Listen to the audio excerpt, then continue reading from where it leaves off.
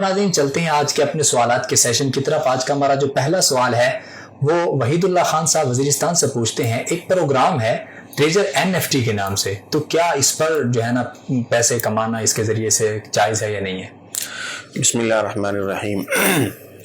NFT کا مطلب یہ ہوتا ہے کہ آج کی ڈیجیٹل ورلڈ کے اندر دنیا میں جب کسی چیز کو سیل کیا جاتا ہے تو اس کا ایک نئے کوڈ جنریٹ کر لیا جاتا ہے بلاک چین کے اوپر نے، اور کوڈ جنریٹ کرنے کا مطلب یہ ہوتا ہے کہ یہ شخص اس کا مالک ہے، مالکانہ حقوق اس بندے کے پاس ہے۔ اب یہ بندہ جب اس کو آگے بیچنا چاہتا ہے، سیل کرنا چاہتا ہے،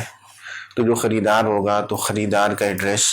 اس میں ڈال دے گا، تو اس کا مطلب یہ ہے کہ جو مالکانہ حقوق اس بندے کے پاس تھے اب اس نے اس کو ٹرانسفر کر دیا۔ اب یہ جو NFT بنایا جاتا ہے کسی بھی چیز کا ہو سکتا ہے نا، آپ نے کوئی پکچر بنا لی، کسی پہاڑ کی تصویر کھینچ لی ہے، کوئی کتاب ہے، کوئی پینٹنگ ہے، یا کوئی ٹویٹ آپ نے کر دیا، تو دنیا میں کوئی بھی چیز ہو تو اس کا NFT بنایا جا سکتا ہے نا ڈیجیٹل فارم کے اندر۔ اب جب اس کو سیل کیا جاتا ہے تو کیا سیل کرنا جائز ہے نہیں ہے، تو 3-4 شرطوں کا خیال رکھا جائے تو اس کی اجازت اور گنجائش ہوتی ہے نا۔ پہلی چیز ہے جس چیز کا NFT بنایا جا رہا ہے تو وہ خود اس کا مالک ہونا، کہ بسا اوقات ایسا ہوتا ہے کہ ایک چیز ہے کسی اور کی لیکن اس کو طریقہ نہیں آتا، تو اس بندے نے NFT بنا کر اور ایک کوڈ جنریٹ کر کے آگے اس کو سیل کر دیا، جبکہ یہ خود اس کا مالک نہیں ہے نا۔ تو دھوکہ دہی کے ذریعے سے، غلط بیانی کر کے، فریب کر کے دوسری کی چیز کو سیل کرنا ہی جائز نہیں ہے۔ اور دوسری شرط یہ ہے کہ جس چیز کو سیل کیا جا رہا ہے کوڈ بنا کر اور کوڈ جنریٹ کر کے، وہ چیز ایسی ہونی چاہیے کہ شریعہ کمپلائنٹ ہونے،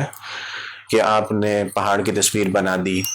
یا آپ نے کوئی نظم ہے، یا کسی کا بیان ہے، یا کوئی کتاب ہے، یا کوئی کسی کا اسٹیٹمنٹ ہے، کوئی بھی اس طرح کی چیز کہ جو شریعہ کمپلائنٹ، تو اس چیز کو اگر بیچا جا رہا ہے تو وہ بیچنا جائز ہے۔ لیکن اگر نان شریعہ کمپلائنٹ ہے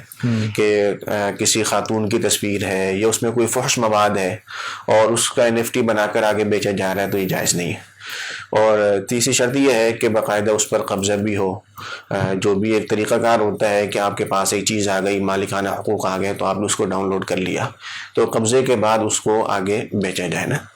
اور چوتھی شرط بھی بعض حضرات بیان کرتے ہیں کہ آج کل چونکہ یہ بلاک چین پر ہوتا ہے سارا کام،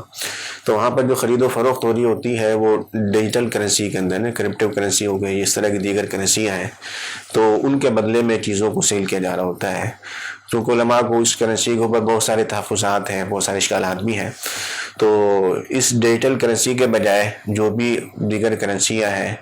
ڈالر ہے یا جو بھی کسی ملک کی کرنسی ہے، تو اس کرنسی کے اندر اس کی خرید و فروخت کیے جائے تو پھر اس کی اجازت گنجائش۔ ان 3-4 شرائط کے بعد اگر کوئی اس طرح کا کاروبار کرتا ہے تو پھر اس کے اندر ہی حلال ہوگی۔ بہت شکریہ مفتی صاحب۔ ساجد محمود صاحب دبئی سے پوچھتے ہیں، بینک نے مجھے کریڈٹ کارڈ دیا ہوا ہے جس میں سے